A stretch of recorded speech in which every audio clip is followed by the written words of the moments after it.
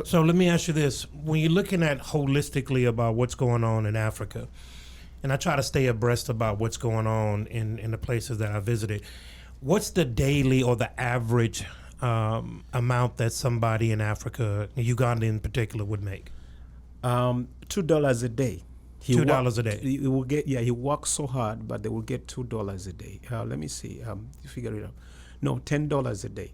$10 a day. $10 a day, and they have worked so hard. They have labored for 8 hours or 9 hours, and they are paying $10.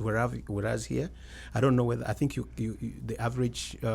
It's a lot more than $10 a day. It's more, It's a lot more than $10 a day. It is very frustrating, Pastor Hormon, to know that somebody has actually struggled. Their parents have done everything. They have sold their land, they have sold their houses, and they have educated them, and they have graduated finally.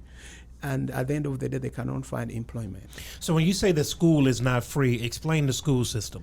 In Uganda, where I come from, in particular education, the government set up some education, but that education is ignored because it's not facilitated by the government. So many people want to go to private school because they believe that their children, they will get a good foundation, they will get a good education.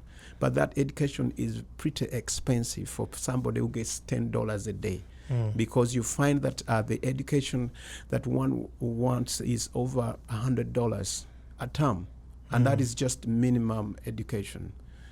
So they are struggling to pay for the education. That is so hard. You got to pay for education, and then you're struggling to find some food. And many people are struggling to meet their ends need to survive. So at what point does a family have to start? So you go at primary school, then secondary school. At what point do you have to start paying for school in Uganda?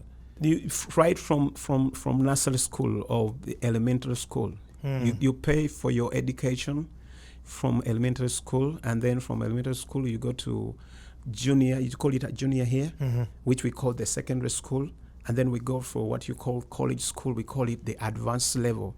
You got to pay for your education. Now it becomes terrible. It becomes very expensive and stressing when you go to the university. You're paying a lot of money.